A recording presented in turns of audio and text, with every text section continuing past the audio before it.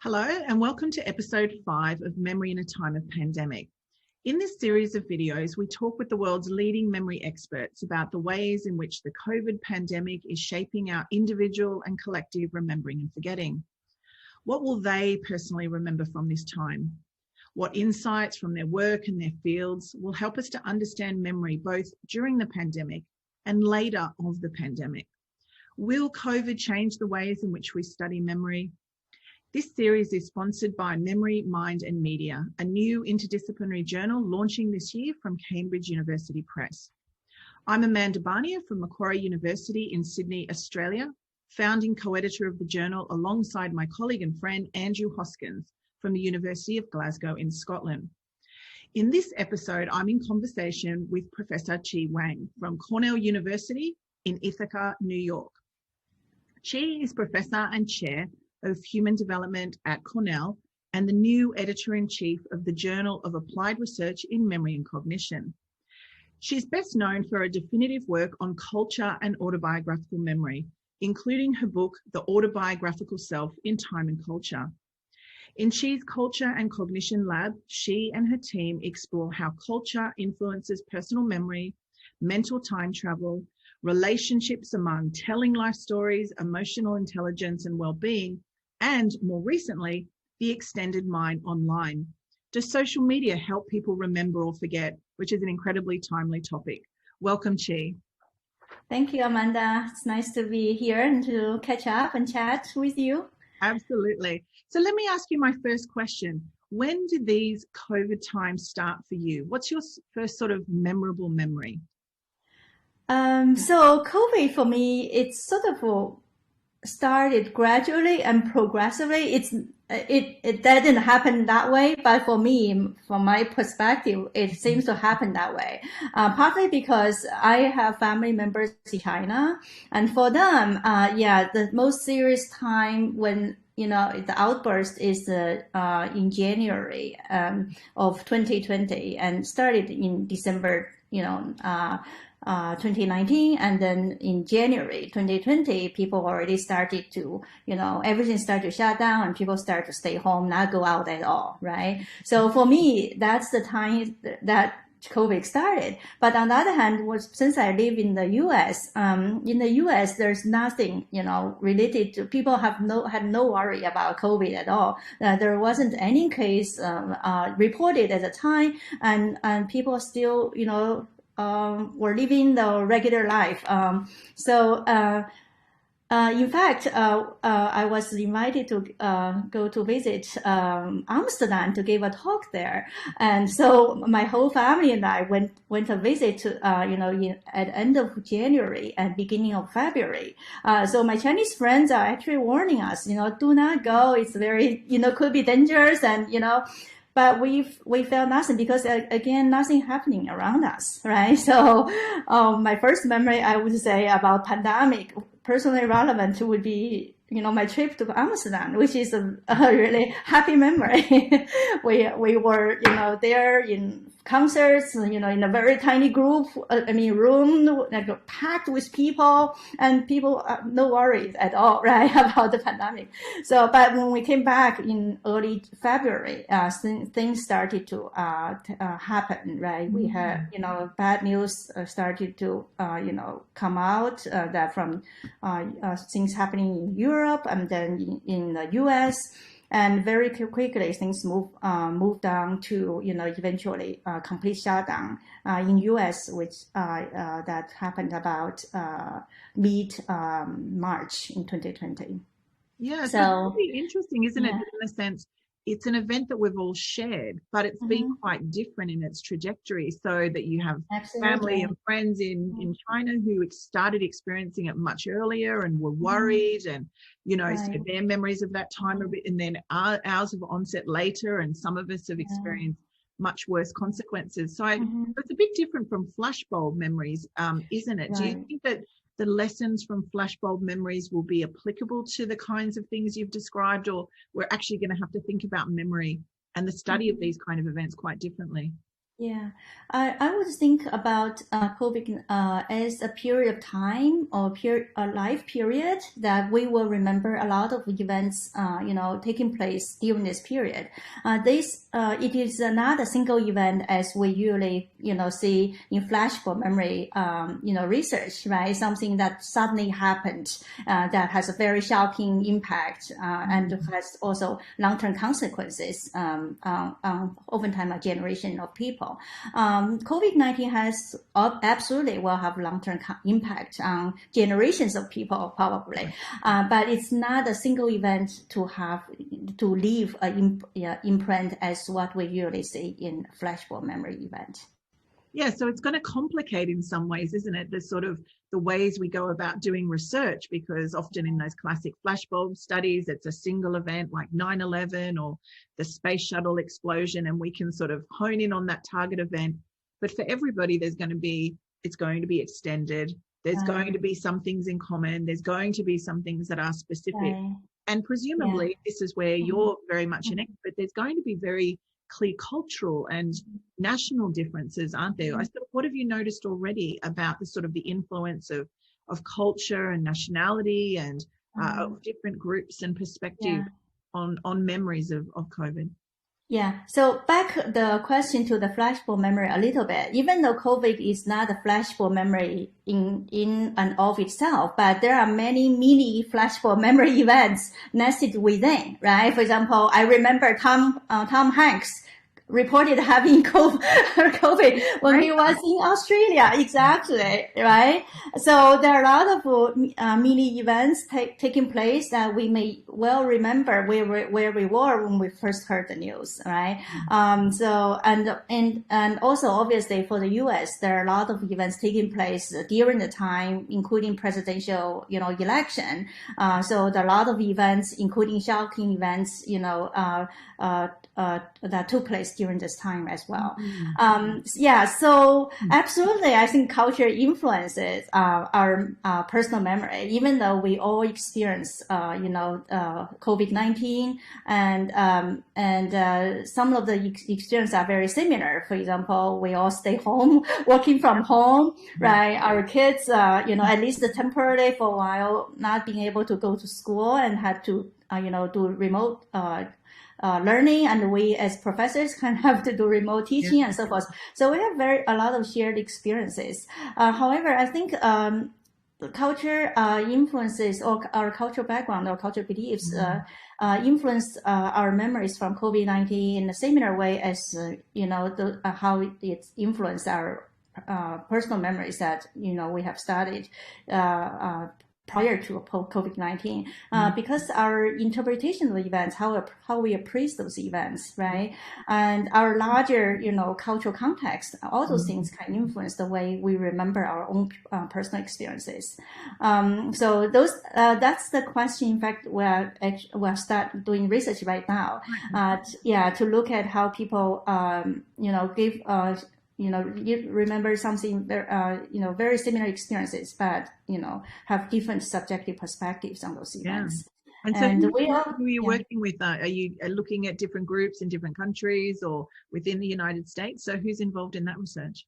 Yeah, so for example, we're looking at one study looking at people's memory about social distancing. That's a shared experience again, right? We all have to keep social distancing. So we're looking at how people from diverse cultural background, particularly we focus on people, there are diverse ethnic groups, racial groups in the United States. We're looking at people just within the same country. How do they perceive social distancing, and as a result, how they remember social distancing during COVID-19. So hopefully, I'll be able to share those findings with you sometime soon. It's so interesting. I all throughout, especially as I guess Australians were becoming more aware of the pandemic because, it was more controlled in Australia for various reasons. We have, tighter borders that we're an island, obviously. But we were following really closely the trajectory, that they talked about flattening the curve of different countries. And there's a wonderful data set by Johns Hopkins University. And I'm not sure if you've seen their website where you can log on and see the different curves, you know, sort of the first ones and the second and the third. And I thought it would be really interesting if we could to map the sort of memories that people have against the curve that different, you know, communities or even states or countries had, because they've got the data about the outbreaks and when they spiked and when different interventions happened about masks and social distancing and stay at home. So you can kind of, you've almost got behavioral data about the infection rates in the community. It'd be so interesting to potentially map, you know, how their memories align with it and bring those data sets together. Yeah, absolutely. Not just the memory, also future thinking, right? You know, one of the things that I study, you know, in line of the mental time travel, we also look at future thinking. My student, Nazik and Mert and I, we recently submitted a paper to Memory and Cognition, where we looked at future thinking in Turkish adults, Chinese adults, and US adults. So here it's very interesting. We look at future thinking about one's own country, right? So what we found is that one's country's current status during COVID-19 can significantly influence how people project the country's future, right? So in China is, you know, very successful in controlling COVID-19, and also is the only country that economy continues to grow even during COVID-19, right? So people have very optimistic outlook about country's future down 5 years or, you know, 10, 15 years, even though they're not necessarily more optimistic than US or Turkish participants for, you know, what's going to happen next week, right? So next week's all gloomy for everybody. For the country. But, you know, when the country is doing well economically and in controlling COVID-19, people have a more positive outlook for the country down the road. And for themselves, does that also influence their positive outlooks for their own sort of personal trajectory when they think about themselves? Yeah, that's our prediction as well. We have data on personal future as well. I haven't analyzed yet, but the idea is very similar to be in line with the people's projection of the country's future. So is this an example, but extended into the future, of Norman Brown's idea about living in history? And of course, he says that, you know, in certain, you know, cultures or at certain times, you talked about a lifetime period, that sort of public events, whether they're earthquakes or wars, or I presume, you know, COVID can start to influence the individual autobiographical memory. And he's reported in, you know, in some areas, some countries or some communities, but not others, you start to see in the way people think about their own personal past that they sort of date it alongside that history. But you're saying that actually the way they think about the future, the country's future and their own. So do you think that's an example of sort of living in history, sort of Norman Brown's ideas? Yeah, I think Norman Brown's idea about living in history would definitely apply to the COVID-19 situation, because it has shaped our everyday life in such profound way, right? So in countries that people, even though going through some traumatic events, but when those events didn't affect their daily life for an extended period of time, those events seem not to matter so much in defining their autobiographical sort of timeline, right? But when those events that do have impact on everyday life for extended period of time, then that becomes part of our identity, right? So one thing I can think of very close to COVID-19, but I also personally experienced is Chinese culture, you know, the Cultural Revolution in China. Of course, I was very young at that time, but it had lasted 10 years. Basically, fundamentally changed how people live their everyday life, right? You cannot escape that kind of impact. It's something similar I observed in COVID-19. It's something that we cannot control, right? Our life, basically the way how we live and how we interact with other people, how we work, all subject to, you know, this, you know, great, you know, sort of larger than life event, right? So it will define, you know, this life period for us and for people who are in the life, doesn't it? That's what he said, when it, you know, it leads to transitions and changes in everyday life. And I was trying to think, have there been other events where every person probably all across the world has been impacted in the same way? And you said, well, of course, in the, you know, the revolution in China, and so that of course has impacted everybody in that country. But can you think of other events that sort of have this nature of being everywhere, but even if they're somewhat different? I mean, Robin Fivebush said she wondered why there's very few family stories about the 1918 pandemic, which happened hot on the heels, of course, of World War One. There was World War II and the Holocaust, which impacted, large numbers of people as well. But can you think of other examples that have these characteristics of COVID in terms of a memory event? Yes, probably even World War I or World War II, they didn't impact, as wide, range of countries or regions as probably COVID-19, right? So in that case, probably is unprecedented, yeah. In the way we think about it. Yeah, I was thinking who will be our control group, whether it's New Zealand or someone where, I guess it's really about more or less impacted, but everybody's been impacted just in, quite different ways. You do a lot of really interesting work on retelling the past and emotional well-being and sort of resilience and sort of emotional intelligence. What have you noticed so far about the sort of people's ability to sort of tell more positive stories and to sort of think about what's going on at the moment in a positive way? Do you notice anything there and any differences across different groups of people or cultures? Right. So that's another project we're doing right now, but I don't have the data to share with you yet. If we follow the memory literature, then, the way people tell stories about, the experiences from this quite traumatic time for many people, or especially for people who have experienced loss or, trauma. So, the way they tell the stories will have impact on, on the well-being. So that will also give us opportunity to think about how to help people, construct those stories in a way facilitative for their well-being, right? So that's something that, as memory researchers, I think it's an important task for, the years to come. Exactly. So Ira Hyman and Robin Fleibush both talked about a sort of a North American or perhaps a US, particularly a sort of redemptive narrative, that sort of, that arc that they have. Do you predict in that work that you'll see different sorts of arcs in different countries around the world?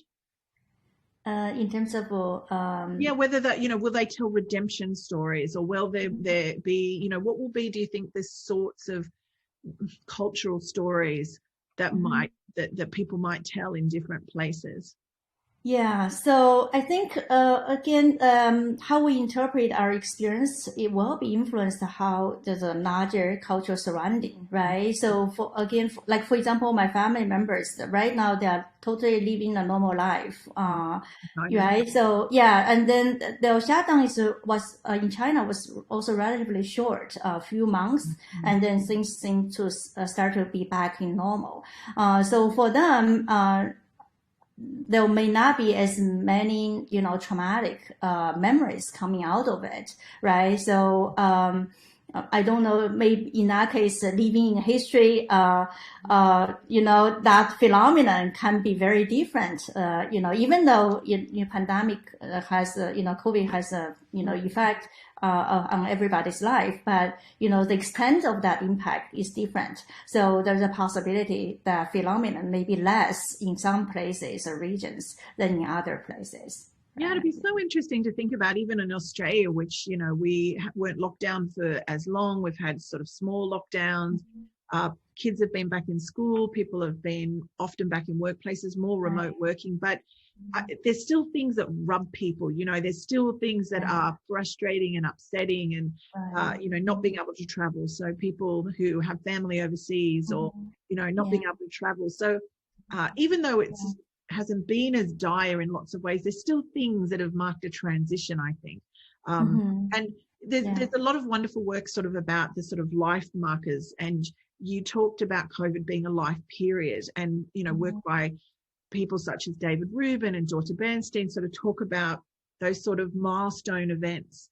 Do you think that the sort of when, let's say the adolescents or the young adults asked about their memories in 40 years' time, when they look back, that those milestones that we have been mapping for the last 20 years in research will be quite different due to COVID? Yeah, I think COVID, it's a generation event, right? So for people who are in the formative year during this time, adolescents and young adults, this will be part of the generational memory, I think. In addition to what we would observe in, adults or children in general in terms of living history phenomenon. Yeah. So when people who are right now adolescents and young adults, when they remember back, this is something that will come up. COVID-19 will come up, right? During COVID-19, I did this and that. So it will be a defining sort of moment for the identity. Right. Yeah. It might be, defining in terms of what they experienced, but also what they missed out on. I didn't get to go on, like in Australia, there's a tradition of some, young people going off overseas for a gap year, or, not getting their graduation. Exactly. Yeah. I guess. And, right. Weddings, I'm sure you did as well. I had friends who were going to get married last year and ended up, it was just them and the celebrant and their family on Zoom, and those kind of big milestone events, I guess. Right. In a way, that kind of changed the life script events, right? Thinking about, your first year in college, that's like a life script event, and your graduation also life script event. Those things are changed, for this generation because of the COVID-19. Yeah. Exactly. So maybe as we're doing those studies into the future, we have to make sure that we understand what COVID was like for those people in order to understand life scripts. You've done a lot of work here on sort of social media, or on sharing online, and on how that is shaping memory.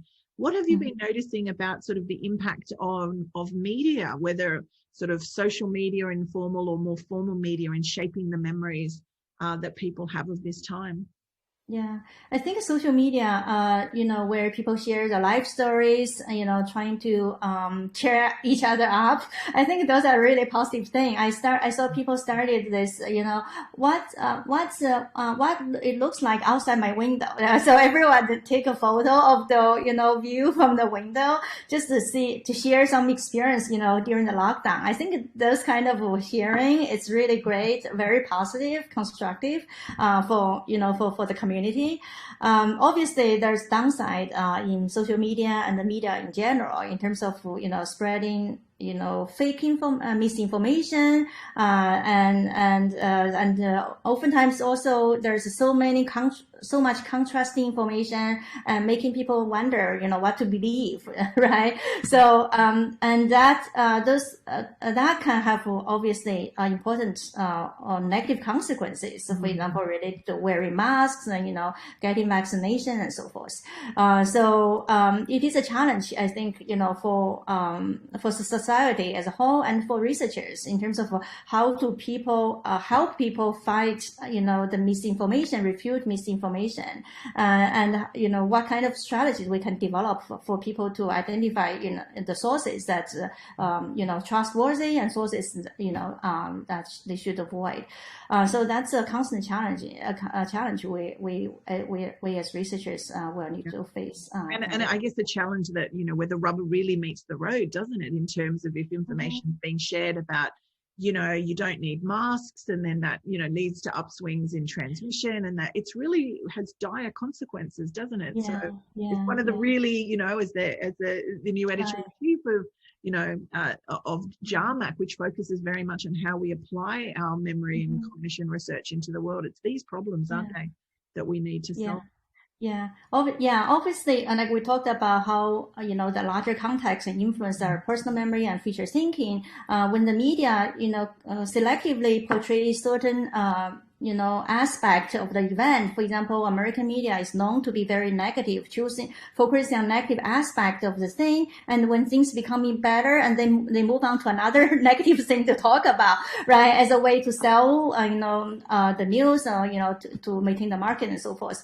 So, it is possible the findings that we have about Americans being so negative about the future, it could be related to the, the negativity of the media as well. Yeah. Exactly. And we know that, obviously an important part of the media is the imagery that they use.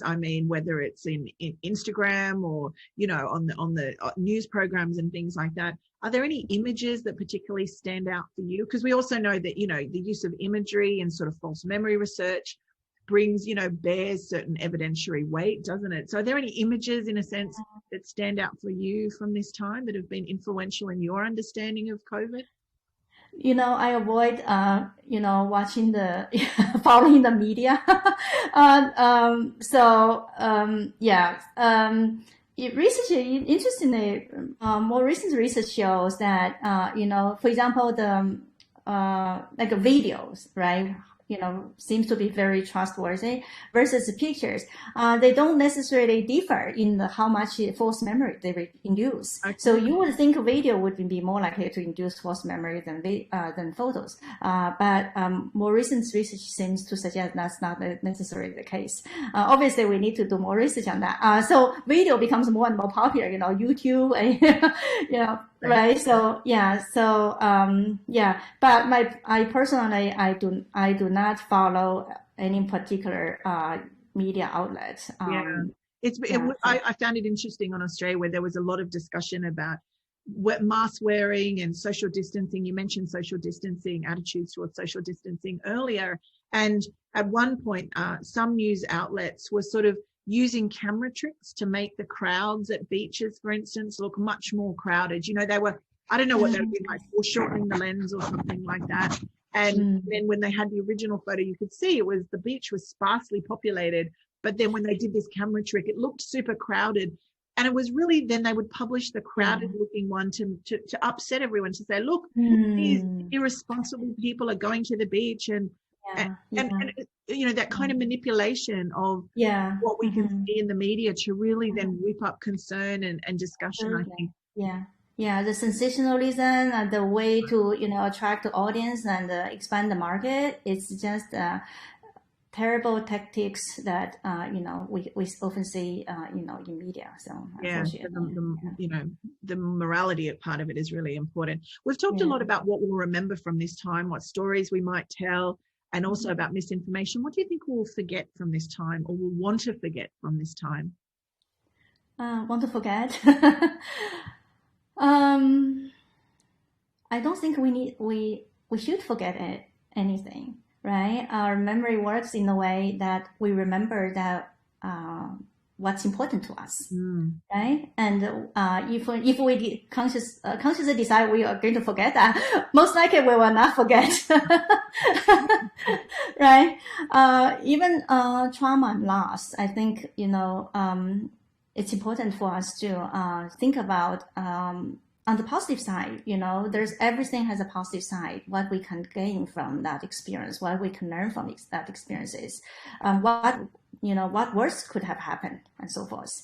I think that's the way probably can keep us going, and then have a positive outlook for ourselves and for our country. Yeah. So I don't think anything in particular like I would like to forget. So sort of this is my last question, I guess. As a memory researcher, what's made the deepest impression on you so far about the pandemic? What do you think will change your practices as a memory scholar the most from these experiences that we've lived through?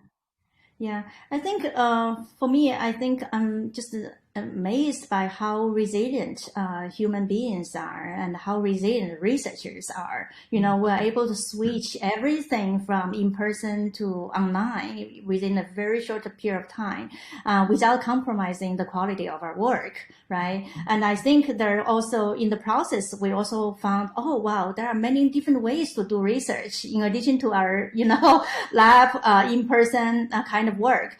So I think it's sort of in the process of adapting to this challenge, we are able to create many opportunities for us down the road, right? And also being able to ask many new questions. In the practical sense, for example, there's certain things that will continue. For example, in the legal setting, I added JAMAC, so a lot of work is related to second law.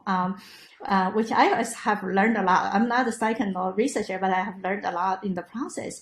For example, there will continue practices in terms of, Zoom, the court will be online, right? Zoom court, right? So all the testimony and defendants and the argument all will be made made online. So that poses questions to researchers to, think about what kind of factors can influence, the court, right, decision making, jury decision making.